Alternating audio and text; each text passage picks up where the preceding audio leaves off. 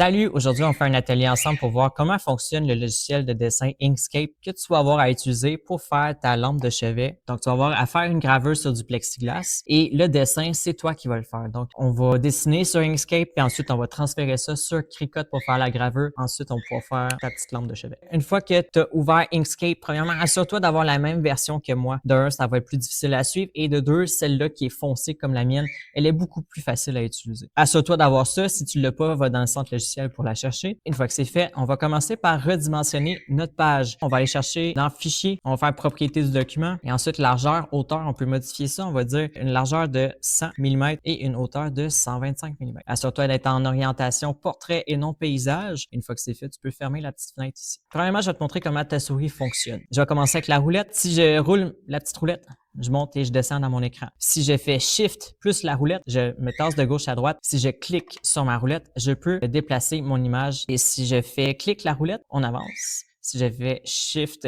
clic roulette, on recule. Si je fais Contrôle et roulette, je zoom in. Et si je fais, je peux zoom out aussi avec contrôle roulette. Dans le fond, zoom in, zoom out. Et je te suggère vraiment d'utiliser ta souris parce qu'avec ces fonctions-là, ça va être beaucoup plus facile pour toi de naviguer dans l'écran. Si tu as juste le pavé tactile de ton laptop, ça va être plus difficile. Dans le fond, ce qu'on va faire, c'est qu'on va importer une image qu'on va calquer sur le logiciel de dessin. L'image, c'est toi qui vas la choisir. Moi, je t'en montre une qu'on va faire ensemble pour pratiquer. Mais après, tu pourras choisir ce que tu veux pour faire ton projet. Je vais aller dans Fichier, Importer pour aller chercher mon image. Là, tu la prends où est-ce que tu l'as placée. Là, tu dis OK à ça ici. Et là, ça te place une image. Tu vois, dans le fond, tu as des flèches qui sont apparues en périphérie de ton image pour pouvoir la grossir, la rapetisser. Premièrement, si je fais juste jouer avec les petites flèches, je peux la dimensionner à peu près n'importe comment, puis ça respecte pas les dimensions initiales de l'image. Donc là, je vais faire CTRL-Z pour revenir une étape en arrière. Puis je vais aller faire clic droit sur mon image et on va aller dans Propriété de l'objet. On va faire un petit tour de passe-passe. On va dire dans le rapport de forme à droite ici, là, on va faire Préserver. Ce qui va faire qu'à chaque fois que tu vas modifier la dimension de ton image, les proportions vont être conservées. À partir de là, je peux prendre ma flèche et grossir mon image. Puis peu importe comment je vais la mettre, il va la redresser correctement. Mon canevas en arrière correspond au petit morceau de plexiglas que tu vas voir être coupé plus tard. Les dimensions sont bonnes.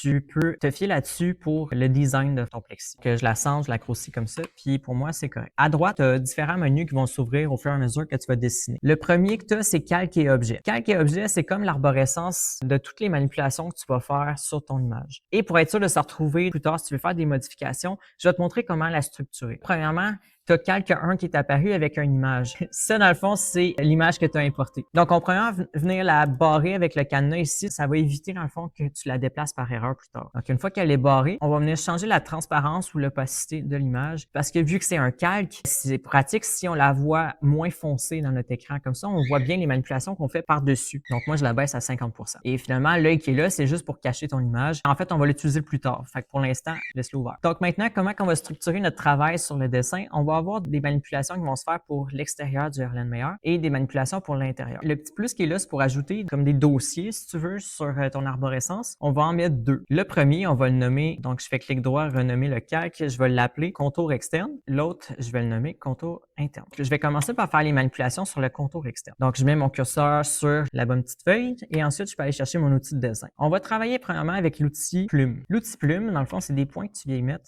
puis il va te tracer une ligne au fur et à mesure. Il va commencer par te faire des sections qui sont droites. Puis une fois que tu as terminé de faire tes sections droites, tu vas pouvoir venir les modifier par la suite en modifiant les courbures. Donc, je vais m'approcher un peu de mon écran, je fais CTRL roulette. Moi, je vais me fier sur le contour externe de mon Erlen. Donc, je vais mettre des points un peu partout. Donc, j'ai fini de mettre mes points. Là, je vais te montrer dans le fond, quand j'ai eu des rayons à faire, j'ai juste mis un point au début du rayon, un point à la fin du rayon et ensuite j'ai continué global sur ma ligne droite. Là, je vais aller les modifier. Premièrement, ce que je vais faire, c'est que je vais prendre mon deuxième outil dans mon menu à droite, fond et contour. Dans fond et contour, j'ai premièrement le fond, nous autres, on ne l'utilise pas parce que quand je clique dessus, ça me fait un remplissage qui est complet. Puis je veux pas ça. Parce que ce qu'on va faire, nous autres, c'est de la gravure. Puis quand on fait de la gravure, c'est vraiment juste un couteau qui va passer. Il n'y a pas de remplissage dans ce qu'on fait. C'est vraiment juste une ligne. On va aller dans le contour. Il est déjà activé, c'est bon. La couleur, pour nous, ça n'a pas d'importance. On n'a pas besoin de regarder ça. Et dans le style de contour, là, tu vois, j'ai une épaisseur de 0.1. C'est un peu mince. Si je monte, mettons, avec un 2 mm, mon couteau, ce qu'il va faire sur ma cricotte, c'est qu'il va venir faire un trait de couteau à l'intérieur de ma ligne et un trait de couteau à l'extérieur de ma ligne. À toi de voir le trait que tu veux.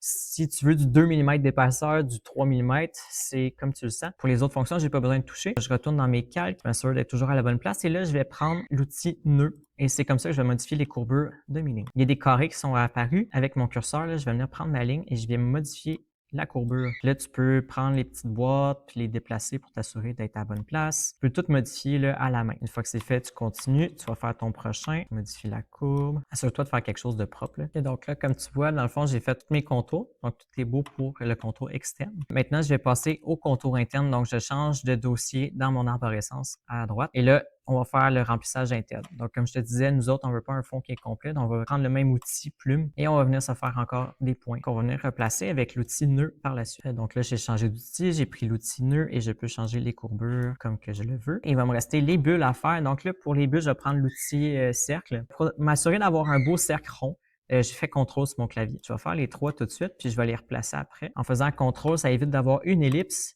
Et ensuite, je vais prendre l'outil sélection, puis je vais juste les replacer au bon endroit dans l'écran. J'ai pas mal fini mon image. Donc maintenant, ce que je vais faire, c'est que je vais cacher mon calque. Donc, tu caches les deux yeux là, du calque. Puis ensuite, je vais venir sélectionner les manipulations que j'ai faites et je vais faire chemin, contour en chemin, chemin, objet en chemin. Puis il va me rester à faire chemin, aplatir. Donc là, ça va être plus facile pour la cricotte à lire comme fichier. Maintenant, je peux faire fichier exporter. On va sortir notre fichier de Inkscape. On va l'enregistrer sur notre ordi. On va aller chercher un fichier en plain SVG. C'est le format que la cricotte va pouvoir lire. Et ensuite, tu l'envoies à une place que tu sais que tu vas pouvoir retrouver. Donc, moi, je vais le mettre sur mon bureau. Donc, maintenant, je vais aller vérifier si ça fonctionne. Donc, ça, c'était mon vieux fichier. Ça ne fonctionnait pas. Télécharger, mettre une image en ligne, parcourir RLN2. Que je vais mettre en mode graveur. Ça, dans le fond, c'est ce que la cricotte va pouvoir lire comme fichier. Puis là, dans le fond, c'est comme tous les coups de couteau qui vont se passer. Tu vas avoir un trait de couteau à l'interne, un trait à l'externe. Donc, il va faire ça sur toutes les parties de ton image. Pour le reste, sur la cricotte, on le verra en temps et lieu. Et si tu veux pouvoir juste découper sur du vinyle à coller, on pourrait juste venir sur une découpe et là, tu pourrais découper ton Erlen et te faire un collant pour ton agenda, peu importe. Donc, voilà, ça fait pas mal le tour. Tu vas pouvoir passer au vrai projet ensuite. Je te souhaite bonne chance.